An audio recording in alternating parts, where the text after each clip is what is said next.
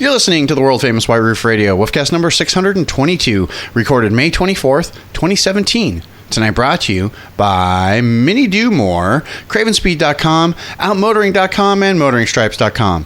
Mini Performance Stripes and Stripes. That's MotoringStripes.com. I love it. That's my favorite intro ever of all time. Yes. Let's keep this one. Keeping that intro. It was perfect.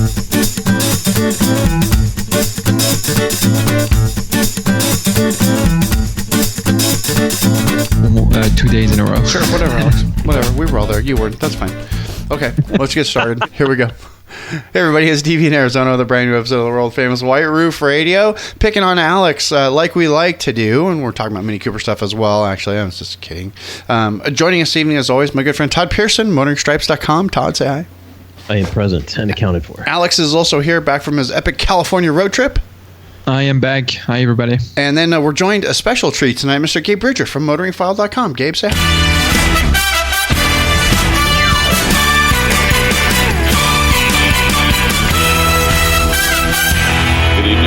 Where's the Bridger theme? We need the Bridger theme it's here. There. No. Yes, we do.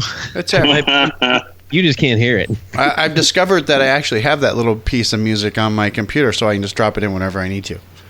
It's quite fantastic. That's really scary. At inappropriate times. Yes, exactly. So, should I so desire.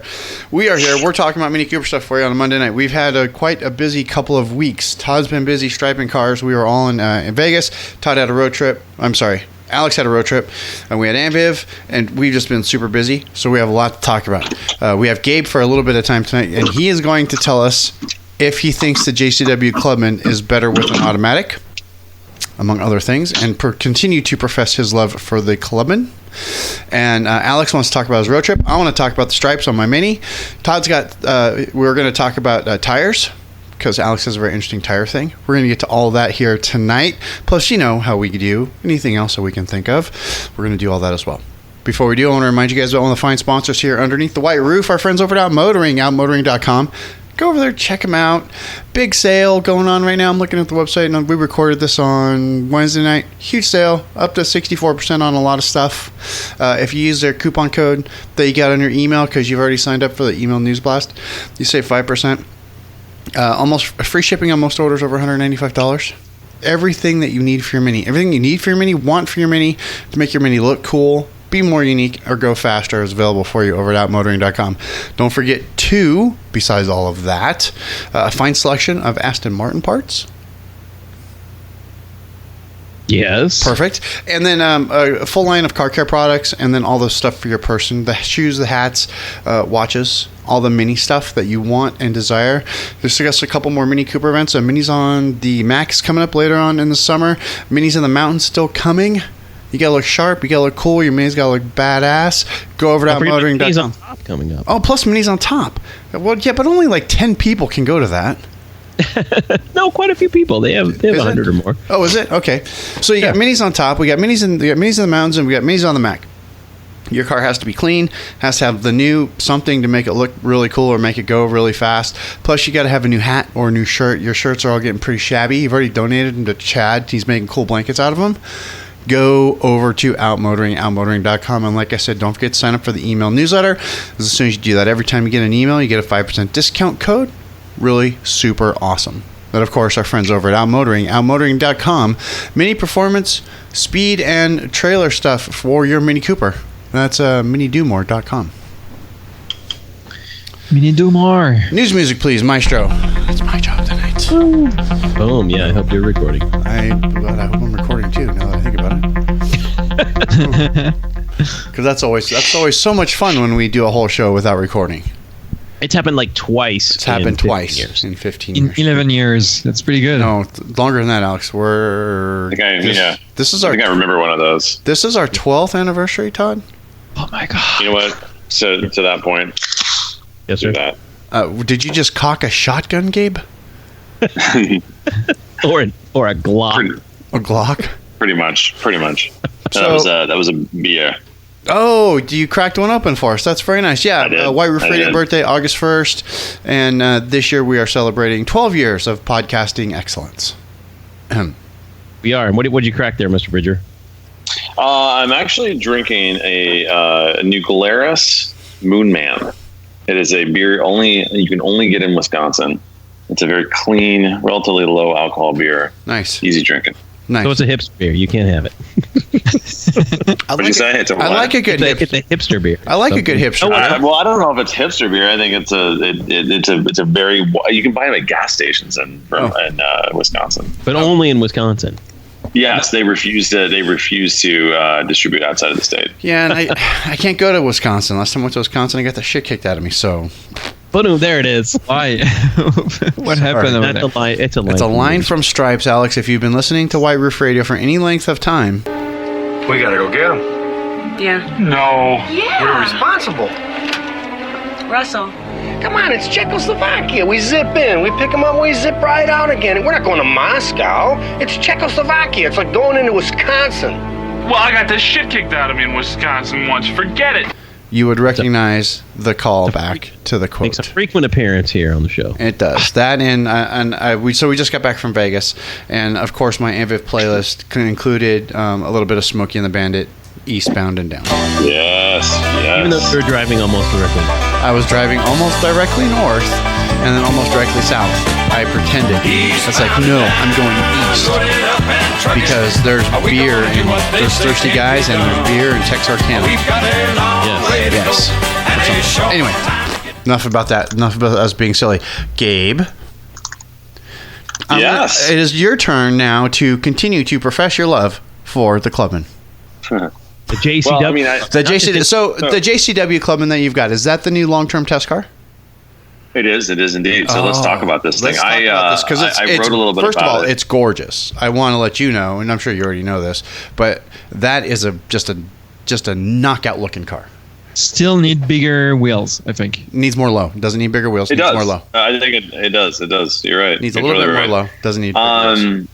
It needs bigger wheels. But that said, like, they're not wrong. It doesn't look bad. It's just that I think you need 19s on that car. The problem is you cannot get 19s from the factory with the dynamic suspension. So you have to do more low. And I can tell you right now, you want the dynamic suspension. What? Why? Because Gabe likes it. Because it's basically 10% less aggressive than the sport suspension, but it's hardly noticeable in most scenarios. And the ability to switch it off into mid mode or normal or whatever over a really rough pavement, or as I do, I switch it off on the highway. Oh, so nice. expansion joints in the Midwest, which can be pretty tiresome. Sure. You can switch it off, and it is a dramatic difference. Difference. Really? So, it's. I can tell you, I can go through all the the options and talk about them, but that is one option that I for sure would opt for. My problem with that though is that it combines it takes off sport mode then, right? I mean, that's the way you change the suspension is go from sport to mid to green. Is that correct? No, I believe you can change. So with sport mode, you can actually dial in sport mode, so the suspension does not change. So if you want to, okay. Now I have to say, there's with this car and any car with dynamic suspension, there's three things that sport mode encompasses: throttle response, which is I'll just jump to the conclusion, the most important thing; steering weight, which is in my mind not important in the way that Mini executes it. Right. And then in this car, suspension, which I think is I love it so much, it's so important. I like to keep it almost independent of sport mode. Here's my philosophy here. The Mini should have made the throttle response that sport mode has the default. And I think especially on the JCW. And it's better. So here the standard, both the standard and the sport throttle response are more aggressive on the JCW. Everything is sort of stepped up in the JCW, but it's not stepped up enough, in my opinion. And so I kind of come back to, just like I did in the Cooper S with the JCW, I would love to have the sport mode throttle response be standard. Yeah, it would be. And I know in my JCW the back popping of the exhaust doesn't doesn't happen as much in main mode as it does in sport mode. Oh yeah, it hardly happens at all in the Clubman at all. Right. But I will tell you, it sounds like a Civil War battlefield behind the Clubman when I'm really pushing it in sport mode. I mean, it is going off, and it sounds pretty wild. Yeah, it's great, and everybody, like people inside the car, hear it, and they're like, "Wow, this is awesome." I mean, and getting into the automatic aspect of this thing. You know, I wrote about this earlier in the week. And the automatic is not the most ideal transmission, but it does, when it's fully warmed up, shift very quickly. And that sort of like, you know, almost gunshot style shift gives you some awesome sounds out of the exhaust. So it's very nice when it does shift, because it gives you that, you know, into the next piece. Nice. Yeah, it's awesome. I mean, it sounds great. So, you know, all told, I would 100 times over, I would take the manual. That to me is really for me, it's a better choice. I commute constantly. It's not a problem. I don't have an issue with it whatsoever.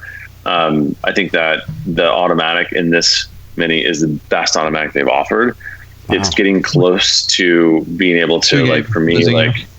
No, we're good. Nope, Gabe, keep going. That's just Alex fading out. You're good.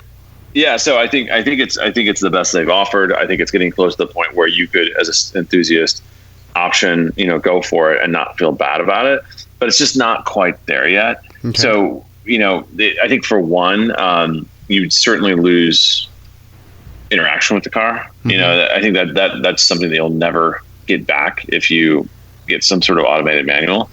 But the other thing too, because it's a torque converter, there's just an inertia that it sort of adds to the entire drivetrain. Right. That just does not make the drivetrain feel as nimble as it could. Which is funny because Gabe, I'm just going to interrupt you here real quick, because Alex said the same thing. Alex drives around in a JCW automatic, the hardtop version, which is a different automatic, like you said, different transmission, but then came to Kansas City and drove my manual JCW and had interesting perspective. Alex, why don't you share what you said to me about, you know, the difference, what you thought between the manual and the automatic? Yeah, so I think it's funny to. I think you made one point when Gabe was talking about when it's all, you know, or maybe Gabe said that when the transmission is really warmed up and it's ready to go.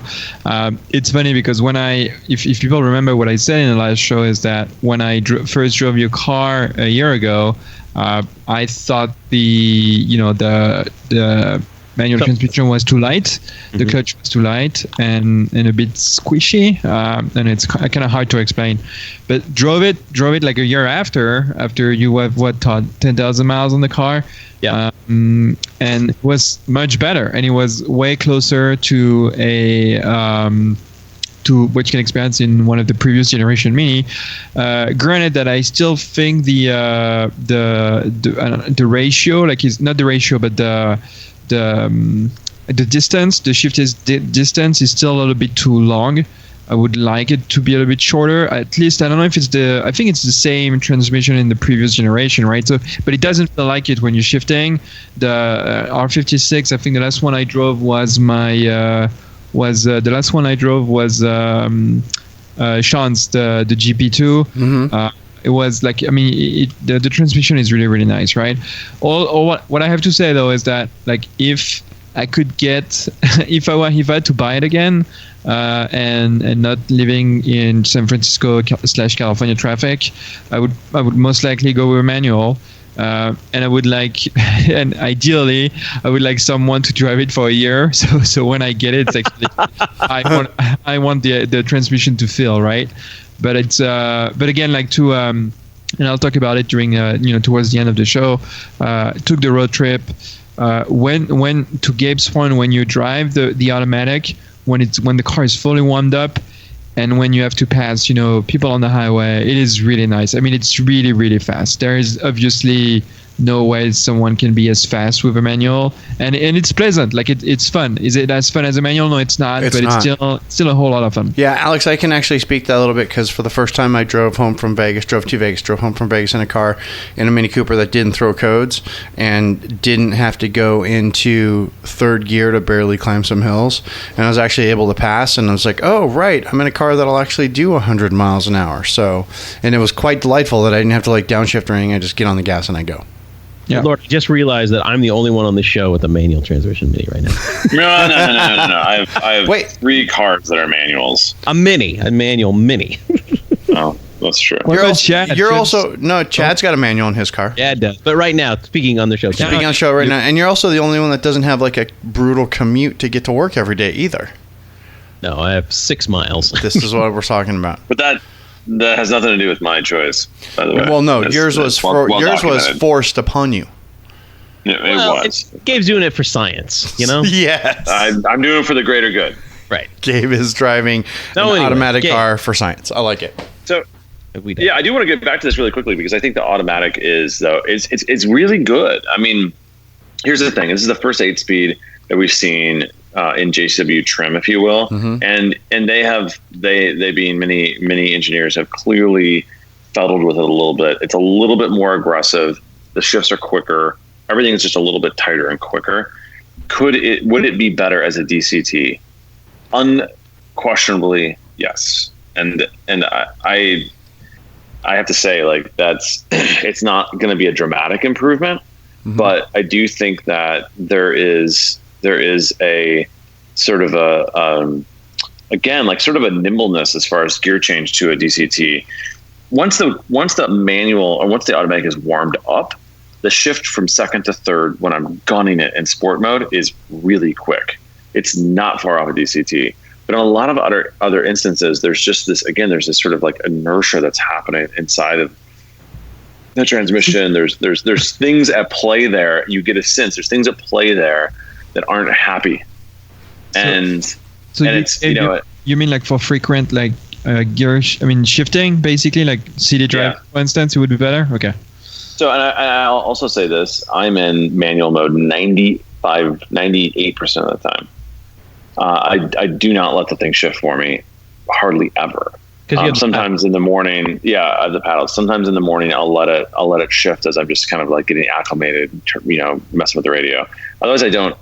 I don't ever let it shift for me, and so it's just interesting because I think I'm probably a rare case in that I'm pushing this thing, in a way that it probably doesn't normally get pushed. But I'm certainly seeing the limitations of the transmission. And so going from, and the biggest one is going from second to first in almost a stop, even it's clunky, it's not ideal. And I think it's one of those things I've learned to just never touch second to first unless you're at a full stop. Just let it go as soon as you come to a stop. It goes. Yeah, and it sounds stupid because I drive manuals. I've driven manuals for so long. I'll heel a toe normally, and flip the throttle and go into first at super low speeds if I'm going around a tight corner.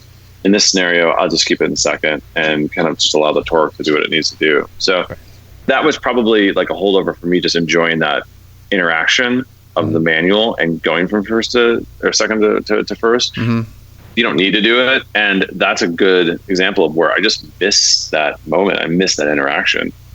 Again, hands on, I'd buy the manual, but all told, do I like the car? I love it. Like this, it's awesome. Like, I mean, it is so well judged from a suspension standpoint, from a power standpoint. Does it have as much power as I'd like? No. It's got 220 horsepower.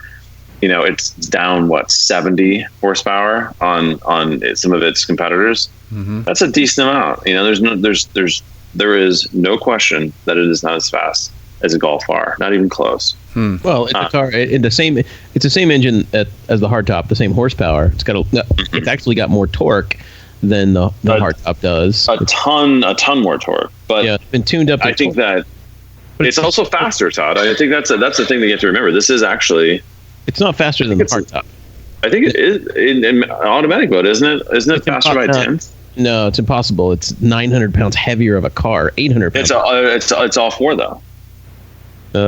Yeah, it may be faster. I think it is by 30, but I don't think it's going to get to 60 faster. But I don't know. Somebody tell us the times. I think it's still a tenth of a second, or even maybe almost a full second slower. No. I think it's if it's not faster, it's identical. Yeah. I'm pretty sure. I got a 2 follow-up question for Gabe. Go ahead. One thing really quickly, Alex. I do want to say the all four has been really fantastic, and I know some people complain about it not being as aggressive as it could be, but it's been very transparent in its power delivery, and I've pushed the hell out of it, and the car is relatively neutral for a front-wheel drive car. It does understeer, but you can let off, you get a little trail like oversteer. It feels like a Mini. Nice, very nice. Good.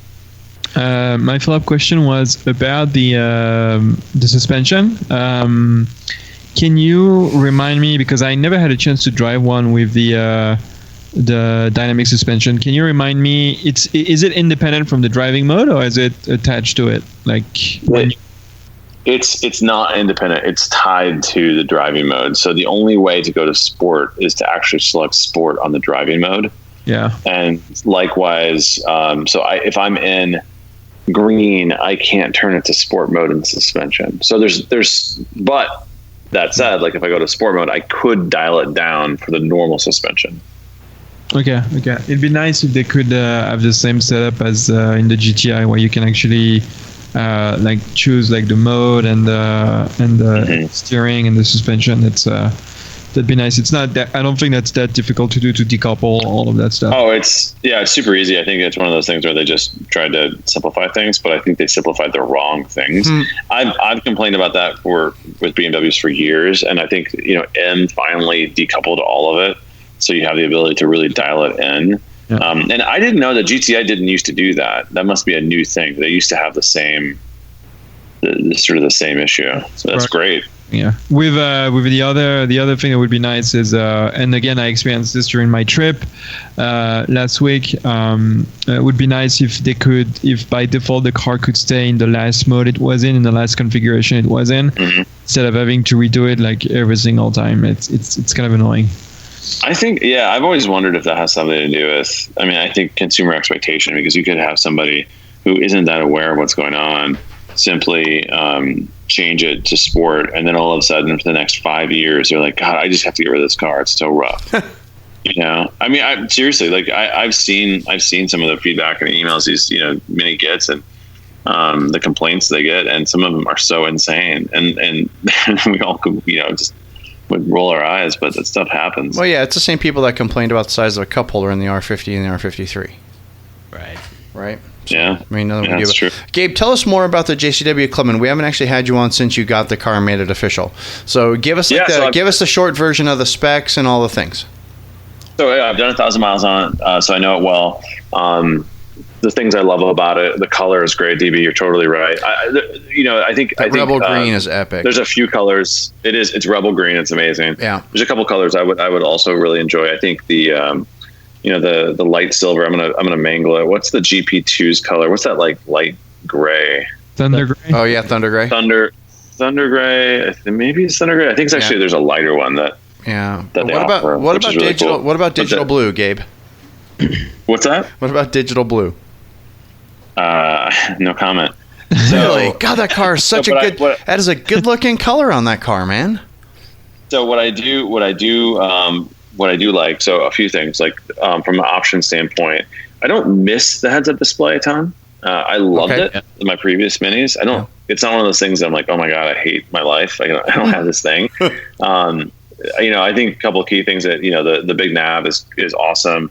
The thing that I love about it is the touchscreen nav. I barely use it, but the new nav is just huge. It's only 0.2 seconds slower than the hardtop, Todd, as we see now. Thank you. Yeah. So it's essentially it's about the same speed. Yeah, it's ridiculous. So it's fast. I think that's the nice thing. You feel the torque. It's got great mid range. My car does not have the JCW seats. Unfortunately, it was not optioned with them. I think that's super unfortunate. Those are great seats. Well, Alex, tell me one thing. You know the difference between the sport seats and the JCW seats in my car. Which were your favorite?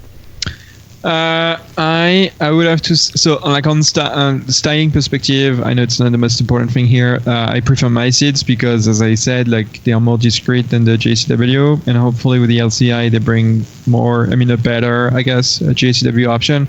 Overall on comfort, I think they are more or less the same. What I like though about the JCW is the lumbar support that you don't have with the sport seats. So and for me that's a definite plus. So if I had to do the choice all over again, I would probably go with the JCW seats. If I had known in the first place that lumbar support was only with the JCW, like I didn't know. It's not something that's I don't think it's even specified. That's really surprising. Are you sure? Because I have the electric seats, which I'll get to in a second. That has lumbar support in them. I'm kind of shocked. I thought for sure there was a little knob that allows you to dial in lumbar support. Alex does not have that. Yeah, no, it's kind of unfortunate, frankly, because that's kind of like the definition of sports seats. Like you should have lumbar support, right? So I don't know. I've always had that on all my sports seats, so that's really interesting. I think one thing that I found is that the JCW seats, I love them, but they actually they're not as comfortable long term or long distances because they don't have, at least for me, the contour of the bottom cushion wasn't as comfortable. It's not as much padding on the bottom as far as I'm concerned. It's a little more stiff and hard. Yeah. But I mean, also, so I missed that in my car for sure. But everything else, love it. It's an all black cabin. I really kind of enjoy that. I never thought I would. I usually like a pop of color, but it's fantastic. My car does not have the auto park, and that is, you know what? I've never had a car with it, so I'm not missing it. Okay. I think that it's got pretty much everything else. It doesn't have the alarm, which I think is unfortunate. I think living right that in price an urban area, it's really nice to have it. It is nice to have one, not because of the alarm, but for me, like walking away from the car, making sure it's locked. I like that audio confirmation that so do I. Your car's locked. Other than going, crap, did I leave my car unlocked? I think it's worth the price. And here's the problem that Mini has done now: the alarm is no longer an a la carte item. You have to build it into one of the packages, which I think is a horrible, horrible idea, gentlemen and ladies at Mini USA. That is the worst idea you've had. is being the alarm system from the a la carte for $550. I'm really surprised, and I'm really surprised by that. But I will say so my car has the technology package, so it does have a few things. Ironically, I think mine's an early production. It does not have the parking assistant. But it does have that premium package, yes. And it doesn't have which is key in cold weather. And it missed the the Apple Play. Is that correct, Gabe? It did. It does not have it. So I've used Apple Play on a BMW with the exact same setup. And this is a separate show, I'm sure. It's a beta. It is a beta piece of software right now, guys. Like it's great. It's fun. You will get frustrated with it, and you will inevitably, at least for me, I just use the system itself. Now, granted, we'll say this: the voice control in the new 5 and 7 series, which I use CarPlay on, dramatically better than what Mini has right now. And so, I may change my tune, or may have changed my tune had I had to resort back to Mini's internal systems versus BMW's internal systems. But on the BMW, it just didn't really seem worth it at this point. Got it. Right. Yeah, but that's going to be something for another day. Yeah, for sure. Show. So one thing I really like, it's insane. We talked about this before. The chrome line exterior, $250 for a plastic chrome bar. Right. Don't need it. Don't want it. I really wish I would have had the rear slide. We're going to change that, Gabe. You're coming next week. Todd is the anti-chrome. I hope you. That's a show title right there. That's it right there, Alex. So Todd, so to that point, like if I was optioning this thing for real rear fog light for sure, I would do roof rails, just to be able to throw stuff up there as needed. Right. I would probably do some aftermarket 19s because, like Alex said, it just needs them. And you can put any 19s on there, Gabe. They're just not approved. You can do it. I know. You can do it after the fact. Power front seats, insane. Why do I need them? I don't need them. Nobody else drives this car. I never need to touch it once I get locked in. Because premium. Added because weight premium. I don't want. Because premium. And it's $1,250. So skip it. Crazy. Skip it. The JCW steering wheel is obviously on my car. For no money, you can opt for the Mini Yours steering wheel. Same exact shape, dramatically better leather. Gabe, 100 times over. Are you saying that it's still the Mini Yours steering wheel is still round? No, it's the same. It's the same various shapes. I opted for the Mini Yours steering wheel in my car. I have the no cost option. It's so much softer and feels so much nicer. Well, so I don't know if you know this. This is the Napa leather. So that's the BMW. So that's the same leather they use on the premium BMWs, including him. The steering wheel, the JCW steering wheel, has the normal leather. So for anybody who knows anything about BMWs, you're going to want that leather. It feels amazing in hand. Yeah, that's really interesting because on my car, I've got the Mini Yours steering wheel, and I don't care for it much at all. I find it very hard and slippy. Well, yours is the white one, DB. It's the previous generation Mini Yours steering wheel, and it was just wrapped in a different leather. Right. I'd want the JCW wheel for my car. Slippy lotion on it, though? Well, it's been driven by someone else for 60,000 miles. I think it was driven by a woman, to be honest. With all the chrome that was on that car, I'm pretty sure it was driven by a woman. So just a couple other small things, by the way. That is DB at riverradio.com. Yeah, exactly. Yeah. So, like I said, I mean, alarm system, wish I had it. Harman Kardon is on this car. Love it. Required, in my opinion. And I would love to have a car that has the active driving assistant. I've not had one yet. I've had many BMWs that have that system. And I will tell you, it is awesome for somebody who commutes and somebody who I can't wait for autonomous cars because I want to be able to drive like I drive. And then if I need to flip a switch and just veg out, just or answer some emails, or make a phone call, or whatever it is you're doing to finish or start your day. So I want to know. This brings up a whole new question that we probably will have to address on a different show, though. Gabe, is coming on the updated Mini is this system, this alertness, driving alertness system that they're going to add. How do you think that'll work in conjunction with, or is it not going to be compatible with the automated cruise control, or what's the cruise control called? Active driving assistant or something. Well, the driving assist and the adaptive cruise control, because the new driver assist, the wake you up if you're falling asleep. If we sense that you're kind of drowsy or whatever, they put a display up on the screen which is like, "Wake up, bitch." I think that's pretty much probably what it's going to say. What it says, right? Yeah, I think so. I don't see how those are going to be compatible, and we're going to have to test them once we get the opportunity. Yeah, that's a great question. I don't know. That's a great question, and I do welcome Mini getting a little bit more of the autonomous technology from BMW, and I think that's going to happen pretty soon. I think there's a lot about a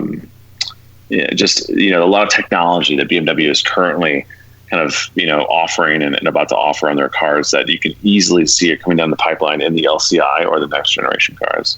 Yeah, got it. Very cool. Yes. Thanks for the report, Mr. Bridger. And this report's going to continue for the next year. I can't wait to hear how this car, it breaks in. It gets. I got to say, of having a JCW for a year, it gets better. It gets much better. It does. Yep. This car gets a whole lot better over the time. So I'm eager to hear what you have to say. Yeah, me too. Yeah, should be a lot of fun. So let's move on. I think while we have Gabe on the show, we need to cover one more topic. One of the big news topics that we had a week ago. Oh, that's the one. That's what I was thinking of. You're right. The return of Frank Stephenson, however you want to pronounce his name. I'm not sure. But to Mini Design, and this is still rumor. It's not been confirmed by Mini, but it's pretty much going to happen. So, yeah. Do we really know that? I mean, and Todd, I say that knowing I've got some indications from some folks that it is true, but. Okay, I want you guys to do one thing for me right now. Go to frankstevenson.com, just right now. Stephenson. I want to take the time to before we debate about whether or not it's returning and what it could mean and stuff, just the list of the cars that is worked on, obviously the Mini Hatch, go to frankstephenson.com. Tell me what you see. Yeah, but so I'm looking at the list right now. So I see a sketch of essentially an R50. Yep. Oh, well, it's an R53, but yeah. Yeah, R53. That's what I see. I see a Mini at the header image for his personal website. I would say of the cars this man has worked on, including the Ferrari F430, Maseratis, and the latest McLarens, he puts the Mini at the top. Is that a little clue, do you guys think? Huh. Could be. Or has it always been there? Could be. I don't know. So, but the list is so impressive. It's a very impressive list. The X5, the MC12, the F430, the Maserati Quattroporte, the Gran Turismo, the 612 Scaglietti, the Alfa Romeo Centro, Fiat 500. McLaren. I mean, the list is crazy.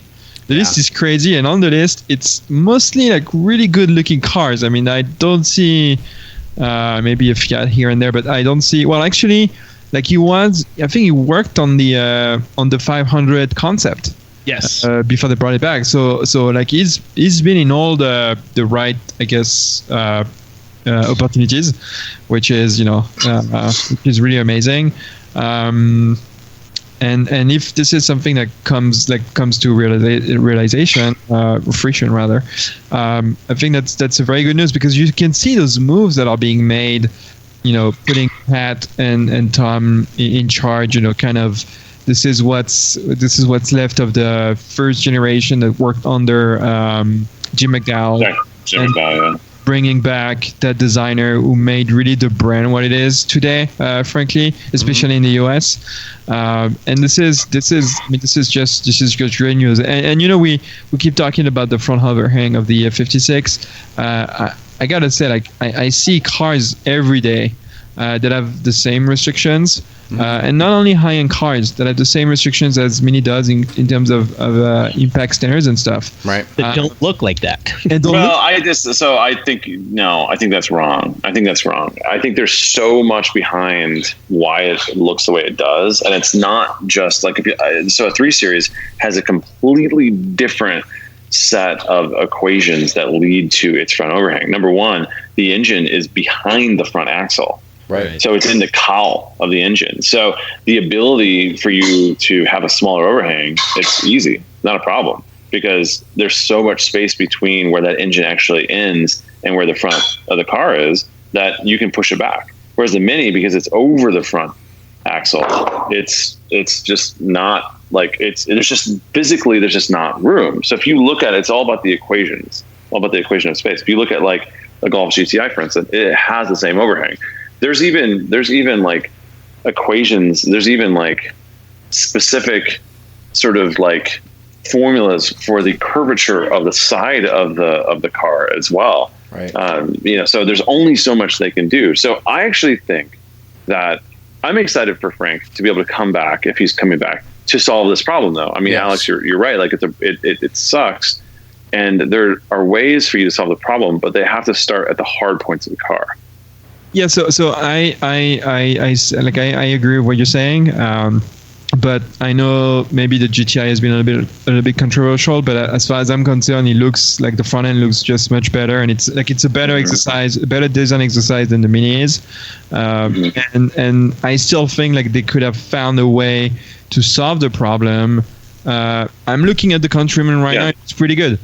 And again, I think you're right. You're right about that. Restrictions, but so they just failed on this one, which happens. That happens, and someone has to, I guess, pay the consequences for this. But I'm curious to know if he comes back, like if he can actually have a better solution to that problem. I mean, it's not a problem, to that restriction rather, right? I just think it's interesting, the interview that somebody did with him back in like 2010, 2011. Of what he thought about the direction of Mini. Like, he'd been gone for almost 8-9 years at this point. What he thought, and how appalled he was at the size of the Countryman, and how he thinks that Mini had gotten so far away from its original philosophy, which I think is hilarious, because we've been hearing this from the diehard purists and enthusiast Mini people for so long. But the fact that it's in writing, you can search for this and find the interview he did, where he talked about it. I'm curious if he's changed his tune a little bit, or if he's going to bring some of the the design philosophy and what we all love about it back to the brand. Yeah. Yeah, I hope so. I hope that he comes with some real innovation, because my belief is that many designers have done, generally speaking, a very good job. But there are folks who are sometimes down the chain, if you will. Mm-hmm. They're not the ones who define the hard points of the chassis of the UKL platform. So they have to work with those hard points, and they have to wrap a Mini around that. And somebody like Frank Stephenson, with the F-56, that was an uphill battle, big time. But Todd, go on, because I think I know what your point you're gonna make. Yeah, the point I'm going to make is that when you got somebody like Frank Stephenson and the street cred he has as a designer, he's going to demand some things. Gabe, you and I were at the a presentation on the new Clubman when they released it. And we were hearing from the designer how they made decisions on this car. If you look at the new Clubman, the rear belt line that wraps around the corner, there's a bend in it, and it's about I would say about a 70-80 degree bend. And it was so complicated, and they figured out how to try and get the engineers to figure out how to do. But the designers demanded it, and it was one of the little things, those stories you don't hear about the design of this car. That point being, somebody like Frank Stephenson comes in and demands some things and says, these are non-negotiables here. Right. You're going to figure out a way to make this happen within the parameters you have to work. And they will. They always do. You just have to have the bigger gorilla, if you will, in the room who says, this is the way it's going to be. Do it. I think you're totally right. Right. I wonder what it means. Alex, make it quick. Gabe actually has to go, so make it quick. I wonder what it means. Like if this is like a conversation that's actually happening, I wonder what are the conditions for its comeback. Like, what does it mean for the lineup? What does it mean for the relationship with BMW? I'd be very curious to know, like, what it is, because like he's a big man. Like, he's a big man in design, right? And so the team the design team has also changed slightly on the BMW side. They're still von Oudonk, I think, but I would like to know what it means. What would be the conditions for his comeback? Maybe. Yeah, it's really interesting, because I think he was passed over for the head Mini job, and he left because of it. So, what is in the cards for him? Is he happy with Mini, and is he going to retire because he feels like he's coming home, or does he want to be more? Right. And with that, guys, I will leave you. Gabe, thanks again for joining us, as always. Pleasure. MotoringFile.com, ladies and gentlemen, Mr. Gabe Bridger. My pleasure. See you guys. Thanks, sir. So that was really interesting. It's always nice to hear from Gabe. Hopefully we get him on again really soon. Get him on for a whole show once again, because his insights are always kind of fun, and it's always fun, to hear him as he. What's the word I'm looking for? Pontificates? Yes, as he kisses ass. Oh my God! Be nice. He was nice to us. Poor Gabe. Yes. No, it was nice. But yeah, that's good news. I'm excited. I hope Frank Stephenson actually does come back. I hope he does too. DB, pay some bills, because I want to hear about Alex's tires. Yes, I do too, and I want to talk about graphics as well. So, but before we do that, I want to remind you guys another one of the fine sponsors here at the White Roof. Our friends over at Kraven Speed. Go over. I have to punch up Kraven Speed myself, because I still have the retarded, giant, mostly weather beaten, cracked, and ugly radio antenna on my car. Nobody likes that. Oh, it's bad. Mine's really bad. Todd's all, dude, fix that. And I'm all, oh my God, I didn't even notice. So you know what I'm going to do? I'm just going to go. Take it off. Well, I should probably just take it off. But then you have that little screw there. So you get up something there. So go over to Kraven Speed. Get yourself the shorty antenna. Super nice piece. At Amviv this weekend, I saw everybody had all kinds of Kraven Speed stuff. I saw a lot of FlexPod adapters. I saw a lot of platypus mounts. It was so awesome to see all the stuff on your guys' cars. And if you haven't done that yet, it's easy. Go over to cravenspeed.com and then punch up the mini section. That's where you're going to find really cool stuff, like the dipstick for the first and second gen minis. It's the dipstick that doesn't break. Easy in, easy out, and you can actually read it. The platypus license plate mount, like I already mentioned, especially for you that live in the socialist states that require a front license plate, California.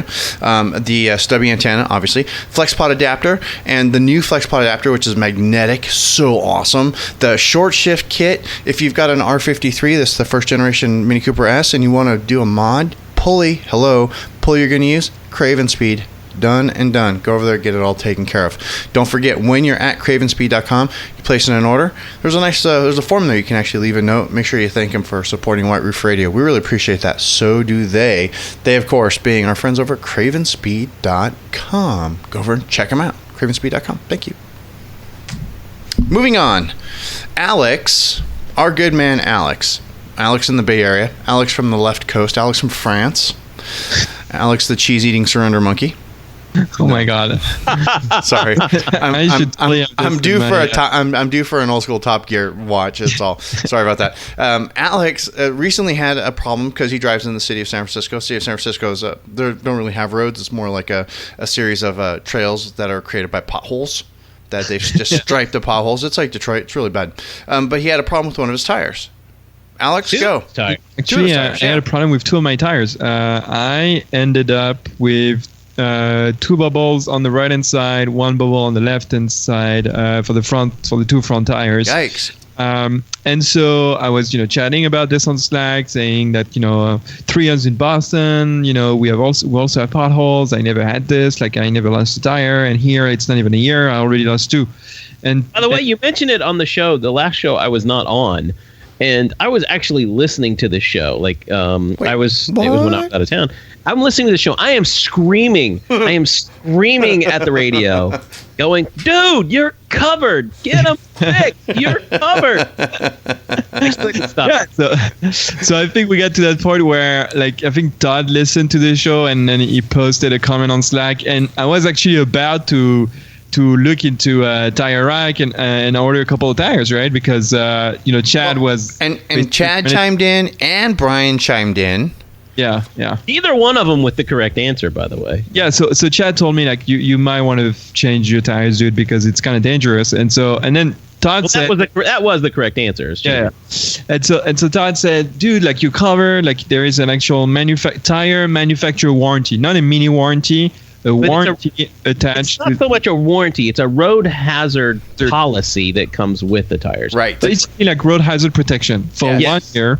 That is tied to the brand of tire that you're buying, right? So the manufacturer of the tire, not Mini, again, not Mini USA, not Mini Germany, the manufacturer of the tire Pirelli in this instance. Yeah, Pirelli in this instance offers a road hazard protection for 1 year or the first 10,000 miles. And that should have actually came in all of your sales paperwork. You should have had that in all of your sales paperwork, a little trifold folder thing. And so actually, it's on a CD, believe it or not. On a CD, yeah. There you go. And to repeat for everybody to listen to this is please do not get and I hope you didn't get, even before the show, you didn't buy into it, but you don't have to buy the $1,600 tire warranty that the dealer is trying to sell you when they have you sign the finance paper on your car. Please just don't buy it. That's unnecessary. You have protection for 1 year, and that should be plenty. And after that, you're probably gonna have to change tires anyway. So it doesn't. That's if you have either Pirellis or Continentals. Those are the only 2 that I know for a fact have this road hazard. If your car comes with Goodyears, or it's a possibility, you have to check into it. But if it comes with Kumos, or not Kumos, or what's the other one? The Hancooks, because that occasionally comes on new Minis. Right. I'm not certain about this, but I know for a fact Pirellis and Continentals have this road hazard protection built in the first 230 seconds of wear. Okay, and here's the beauty too, is that Alex, is going to go on, but I think Pirelli will prorate it if you're beyond the limits. They'll kind of prorate it. They'll sell you a tire at a discounted rate based on how much use you've actually used beyond the 230 seconds. So Alex, tell us your story then. What happened now? Yeah, so what you guys are saying is true. So then Todd says this thing to me, and I'm happy. I go to my Mini of San Francisco to get my 2 front tires changed. I go there, and then I get there, and then the service manager, not even the service advisor, the service manager tells me there is no warranty with their tires. I don't know what you're talking about, but that doesn't exist, right? So I didn't have time to argue with the guy because I had to take a plane, actually to go to Todd. To travel to Todd's, right? And so I get to Kansas City, and I tell my story to Todd, and he tells me we gotta look into this. And so we read the definition that Pirelli has with the warranty, the description rather. Road hazard includes potholes. It's a road hazard by definition. That's what it is. Like you can drive over like a dead animal or whatever. You hit a nail. You can drive over a nail and it's covered. Right. Yeah, it's covered, and the pothole is covered, right? So what I did after that is when I came back to San Francisco, I did two things. I gave a call to Pirelli, and they confirmed with me that yes, indeed, I do have this warranty, and that a Pirelli reseller can change my tires. In this case, Mini of San Francisco is a Pirelli reseller, so they can change it. And I was like, okay, that's good. Then I called Mini USA, had no clue about what I was talking about. I tried to have the girl, like the lady on the phone, confirm with me this thing, and she was like, I don't know. It's like it was a waste of time, and so it's kind of a little bit frustrating. Because I said to her, basically my reproach was that you're selling cars that comes with things that you don't know about. Don't you think that's a little bit weird? I mean, it's not dangerous. Is this a sale? I would think of the goodwill a dealer could get. If you go in, Alex, let's just say this story were different, is you took your car to the dealer and said, listen, I got a flat tire or I got a bubble in my tire, either one, and you're fully expecting to pay $270, $300 for a new tire, and your dealer goes, just a minute, let me check on something. And they check your mileage, they check the wear on the tire and the date of it and go, you know what? We're going to take care of you. Right? Think of the goodwill dealers could have if they actually knew what the freaking thing was. Yeah. Well, I guess they prefer to get $500 out of your pocket to change the tires plus the change, right? So, anyways, I go back to Mini of San Francisco. I tell them, look, I called Mini USA. I kind of lied. They told me it's covered. I called Pirelli. They told me it's covered. So I don't care what you have to do. Those tires are covered. Please change them. And so they took the car and they told me, we'll call you back, gotta confirm. They probably called their Pirelli rep or whomever, and then they changed it. But the thing in all that, so eventually I got my tires, I'm happy, thanks Todd, thanks, Pirelli. The thing about in all that is that, first of all... It shouldn't have been that difficult. Yeah, it shouldn't have been that difficult, first of all. Mini Motoring Advisor should, instead of trying to configure your Bluetooth, like you should probably tell this to people when you're selling them the car, like that they have a protection like this that's kind of useful. Anybody can configure Bluetooth, but this thing, it's basically buried inside your owner's manual, so you wouldn't know about it. And it's not even written; it's on a CD. It's a sealed thing, yeah. Nobody's gonna remind customers. The sales guys aren't gonna remind customers of that because then they're not gonna get a sale on replacement tires. Yeah. Come on, I have to say the only reason I knew about this is because when I bought my JCW brand new, I was informed by my salespeople and by the dealer that this was included. Right. Because I'm like, I'm not sure I want run flats. I want to buy, conventional tires. And what they told me was, why don't you wait a year because you've got road hazard for a year on these. Just drive them for a year because if you get a flat, they'll take care of it. And then, get a new tire, blah, blah, blah. So I was informed by the lovely people at Baron Mini in Kansas City of this information. So they know what's going on. Yeah, so again, like first thing is that like that's that's one of the things I think Mini should do a better job at informing people. I wish my service manager had kind of apologized or kind of acknowledged the fact that he didn't know and that now he learned something thanks to me and that they would do a better job next time. I got nothing, so I basically ripped them a new one in the review, in the customer review. And then also another black mark for Mini USA is that like this is really irritating when customer service and Mini USA in general is hands off when it comes to things happening at the dealership. At the end of the day, those dealers like represent your brand, represent the products that you're trying to sell, and so by extension they need to have the customer experience needs to follow. You can't just say, well, it's not happening with us, it's the dealer, it's not our fault, we don't know, you gotta deal with this yourself. Like that's just not acceptable. It's just like, especially for those cars that are not cheap, right? It's just not acceptable. So hopefully USA hears this and they do a better job with that thing. Yeah, but Mini USA doesn't have any control over that, Alex, and that's part of the problem. Mini USA, unlike Apple, has zero control over not zero, but they have very little control over the dealer experience. So they still rate the dealers. They still do the the surveys and everything. They get that information. Yeah, but they can't go back and say, you guys really need to kick it up a notch or we're going to revoke your license. Because if that was the case, they would have done that by like 10 dealers so far already. think about how much better, like, let's say you're working in a service department, okay? And you get paid on how you get graded by your customers. You do, yeah. You do. You give them exceptional customer service. And so my point is, if you're working at a service department, if you're listening to this show right now, please, God, I hope you are. Yes. Go learn about these things, because think about what you're going to get all fives. I guarantee you, if somebody comes in with a flat tire and go, I ran over a nail, I need to buy a new tire, and they go, wait a minute, and they do their little click, click, click, click, click on their keyboard, and go, you know what, I'm going to take care of you for free. Right. Or, look, we can put new tires on your car for $20 a pop because, well, they're covered under warranty. You're gonna get all fives because of that. And then here's the thing: is we've got listeners right now. I guarantee you who are steaming. And the dealer still gets paid for the tires from Pirelli. They get the warranty payback.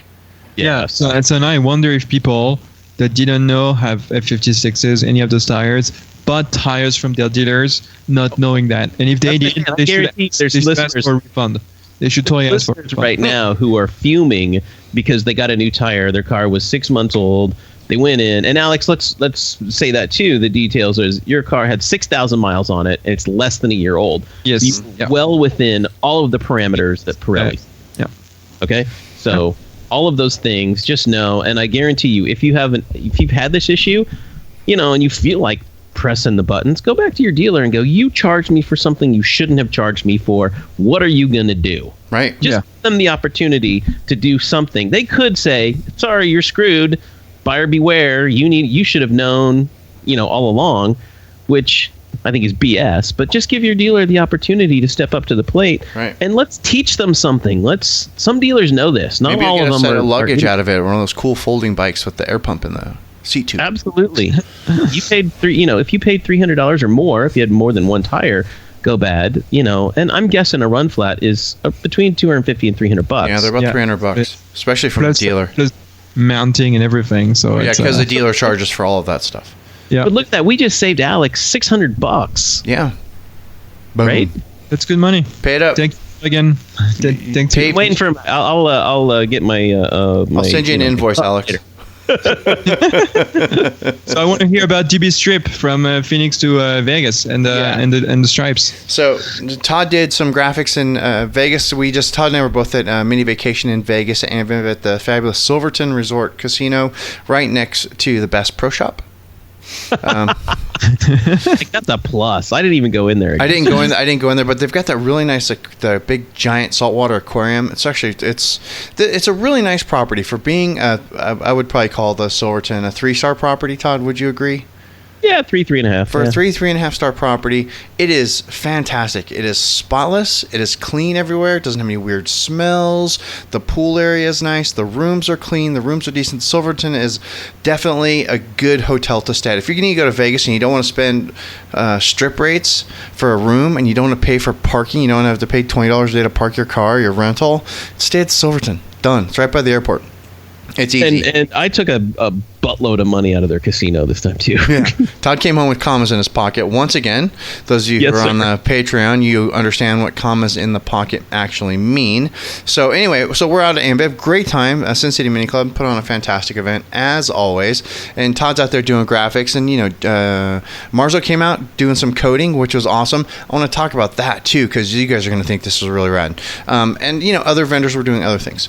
So Todd did A panels on a Clubman. Looked badass when they were done. I think I put a picture on Instagram somewhere. Looked really cool. Union Jack A panels. Oh, looks so nice.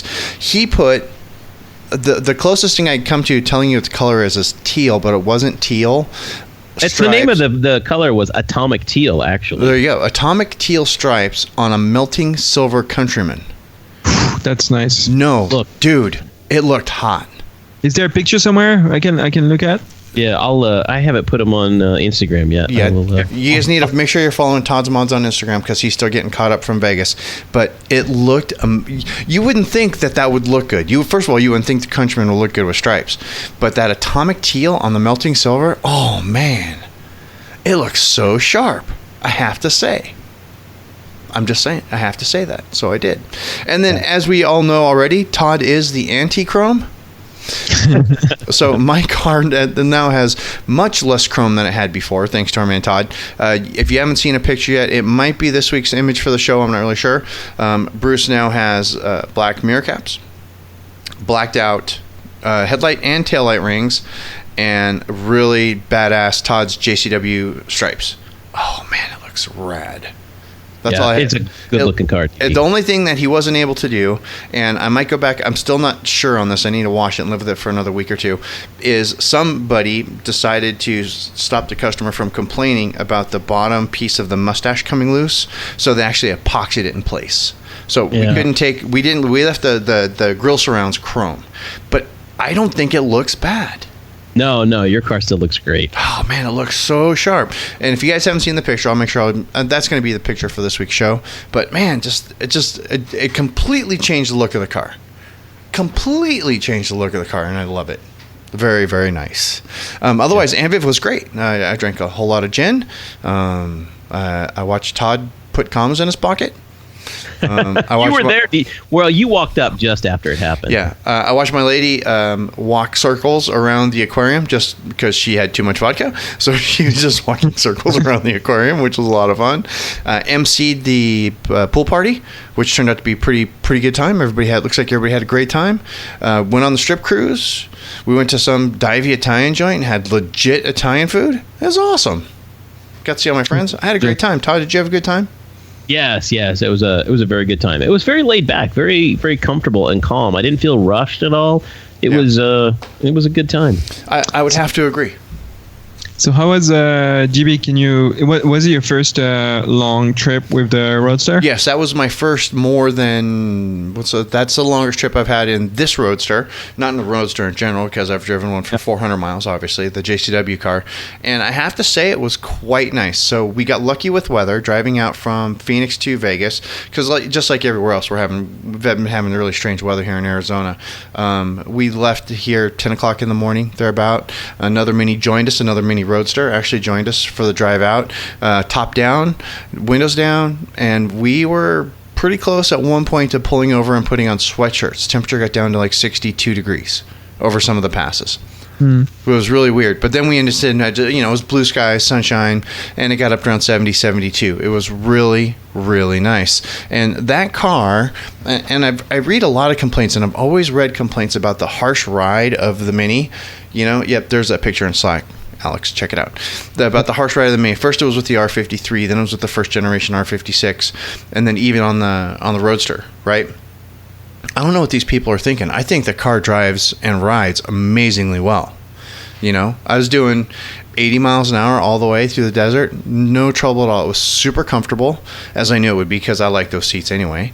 And it drives really nice with the automatic transmission. It was just a very delightful experience. And I managed 28 miles to the gallon out with the top down and 30 back with the top up. That is impressive. That is for the fastest Mini you've ever owned. For the fastest Mini I've ever owned. And in fact, I had to do some passing on the drive home, and I had that car up to above the legal limit more than once. Yep. Yeah, I was passing on these crazy 2-lane roads. So, it's a couple of spots where I had to hit 100, 200, 100 miles an hour, 105 actually, just to make sure I got around. Do you still have the automatic plug-in? Have you switched it over to that? No, I have not put the automatic in this car. I'm not sure if I'm going to yet. Okay. So, I'm not sure. And then also for the first time ever since I've moved to Arizona, I have a Mini that I can drive to Vegas. It doesn't throw codes. Roxy threw codes driving to Vegas. Bruce threw codes driving to Vegas. My first time driving to Vegas, it was a thing. I don't know what it was, but I drove this car. No check engine light. It was it was very nice. The HK stereo blasting. It was rad. I loved it. So you just got to get the navigation finally. Just got to get the navigation thing squared away. The only thing with that, so our man Marzo. I did some coating on my car, so I'm no longer, like a heathen with having to hold my window switches up. So he. Oh my gosh, I hate that. Our roadster, you still don't hold it up. It's the worst. Gosh, every time I do it, it's the worst. So I got one touch up now, and he did a couple other things for me, and he was like doing some things, and like all of a sudden the nav worked. I'm all, dude, what'd you do? The nav's working. He's like, I don't know, but it's working. And I go, oh, but then he cycled the key and it stopped working again, and I said, oh, weird, but so at least I know it's fixable.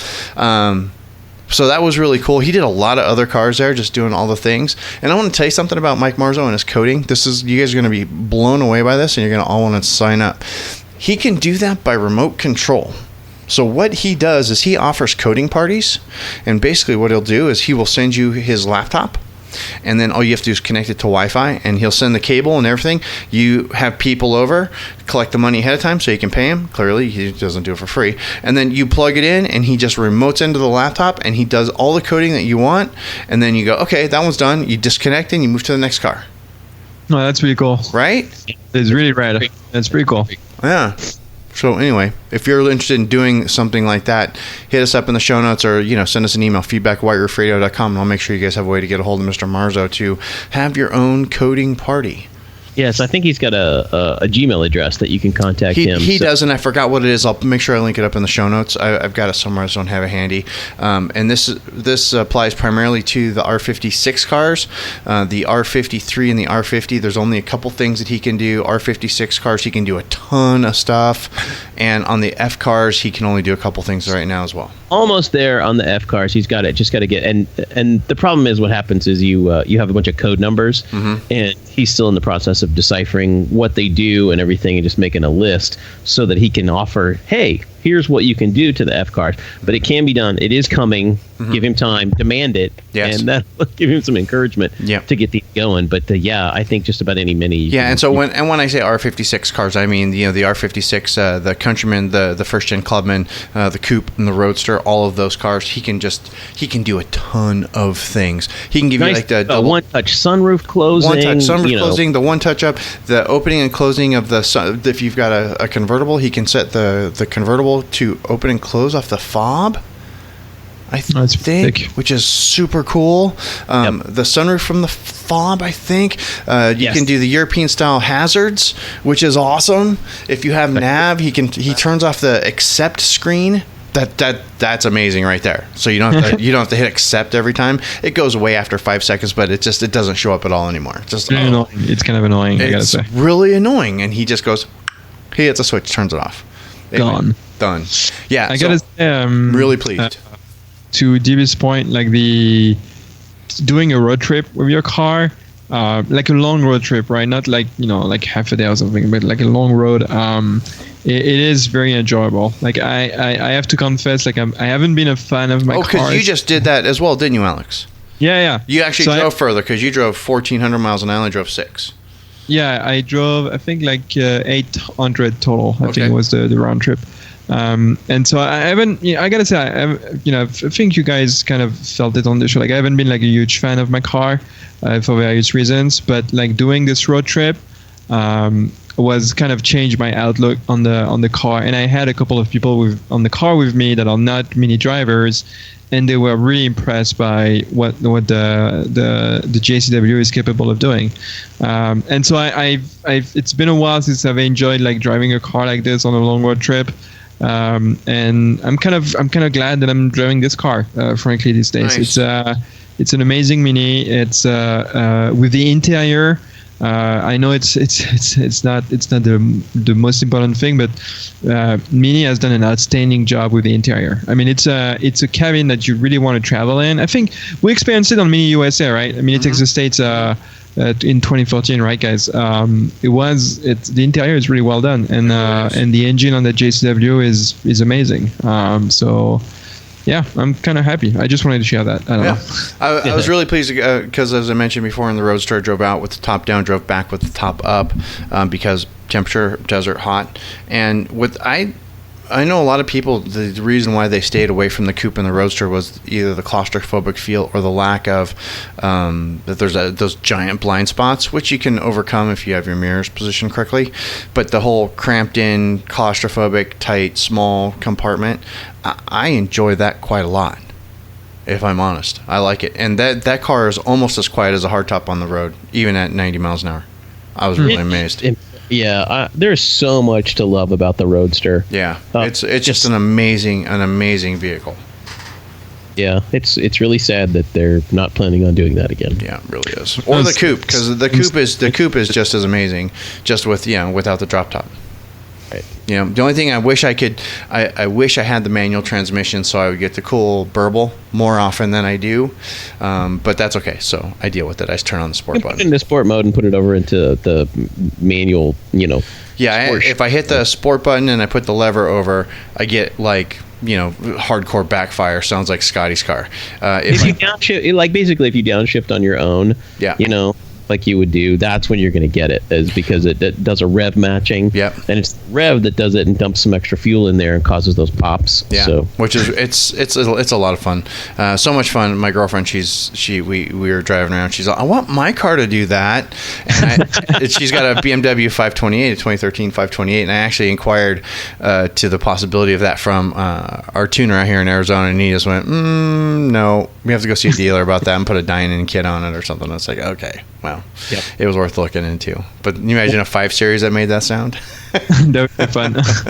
One last thing is that I managed to do in grandma mode 45 miles a gallon. Dude! Oh my god! Did you really? Was on the 5, I guess. GB, you know the 5? Yes, I'm very familiar with the 5 from Stockton all the way down to the Mexico border. Yep. And so on the 5, no one in front of me, no one behind me. Yeah. And I was driving at 75 miles an hour, 45, no problem. Wow. It was insane. Wow. Nicely done, Alex. I'm impressed. I had to try. I drove most of the time in sports mode, but I had to try this one because I wanted to know how far I could push. Well, yeah, that's something to do because that road's terribly boring. Yeah, it is super boring. I was one that wanted to petition to have them install a loop at Harris Ranch. Something. Yeah, if people are doing this trip, you know, from San Francisco to LA, like do Pacific Highway if you have the time. Although I think there was it just takes forever though. There was a sliding, like a mud sliding on Big Sur. You have to deal with that, but it also takes almost twice as long. It takes 12 hours. So yeah. Yep. Alex, I'm glad you had a good trip. I'm glad you got your tires sorted out.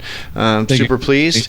If you guys aren't following Todd, you need to follow Todd because, well, he just posted pictures of the melting silver with the atomic teal stripes, and it is just stunning. Yeah, it is really stunning. I really like the Countryman. I really like this car. Yeah, there was a couple at Anviv. I'm liking it more and more. Yeah, there are a couple of them at Anviv. Not going to lie, it's a good-looking car. It really is. You've driven a DB, right? No, I haven't driven the Countryman yet. I need to. I have to go see my dealer anyway to get my nav sorted out, so I was going to see if I could sneak a test drive in at that time. But yeah, I'm really, really enjoying the Countryman.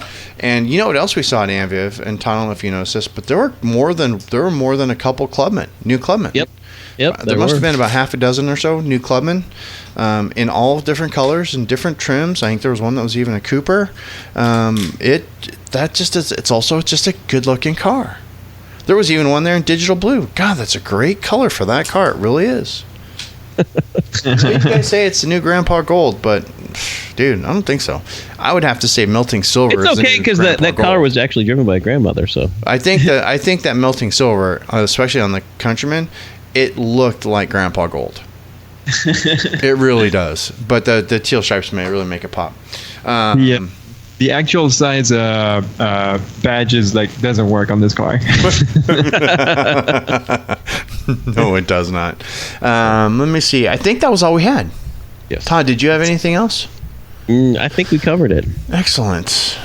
What I want to do before we do finish up, though, is we talked a lot about Todd Stripes tonight. You know, you can order stuff from Todd, right? You go over to motoringstripes.com. Go over there. Todd will send you some stripes. He makes them for you. They actually fit your car. You install them yourself. He sends them to you. You install them. Really cool stuff, right? Right. You have a new Clubman? Do you need the bumper protection strip? Yes, you do. Yes, you do. You know where you get that? motoringstripes.com. Will there be a bumper protection strip coming also for the Countryman, Todd? Yes, there will be, and I've been asked this question. Well, there's already one for the previous generation Countryman, correct? Right, and for the new Countryman, we're in the process of getting that worked up. It's just some engineering goes into it. But also, speaking of cars that aren't listed on there, DP, and you may appreciate this too. Eventually, the Roadster is coming. I've been getting that question at least once a week. Oh, for a bumper protection strip. Yeah, bumper protection for the Roadster is coming. Yes, I would agree. That would be super awesome. Also, if you have a sunroof And you know how the sunroof has that really annoying feature where it lets the sun in and gets behind your face and your sunglasses, and it sears your retina, right? Or it cooks the top of your head because you live west of the Rockies, and you're thinking, I like my sunroof because when I can open it. I don't want the cabana effect that Gabe likes so much because he lives, in Chicago. You want to, just have that nice when it's open. If you punch up motoringstripes.com, and if you go to the contact form, there's a link at the bottom of all the pages. You can send Todd an email. This is the Motoring Stripes hack. Send Todd an email with the model year of your car and the roof color, and he will get you a quote over for the White Roof Radio Sunroof Delete Kit. Easy to install, and it makes your air conditioning work better. Especially now going into summer. Trust me on this one. I had one on Roxy. It was, I would not have a car with a sunroof without that. A Mini with a sunroof without that. I'm just saying. MotoringStripes.com, because blank is boring. If you're a Patreon, there should be some new Black Roof Radio. It might be kind of boring this week, but we'll see what we can do. I'm sneaking other things into the Black Roof Radio feed, and if you want access to any of those things, like a sneak preview of the Hollywood Car Show, that was in the Patreon feed. Of course, all the Black Roof Radio, that's all the pre-show stuff that we talk about beforehand. This week it was Alex trying to get his computer tuned, which, it's completely fine.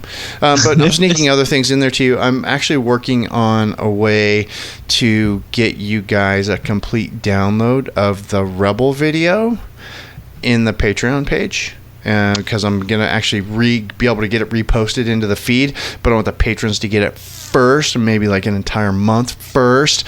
This is one of the perks you get because you're a patron. You click over to patreon.com/White Roof Radio and kick in $1, kick in 50 cents something. You want to donate some money, you want to help us out with this Dog and Pony Show.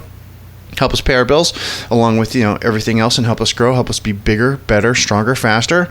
Patreon.com/White Roof Radio.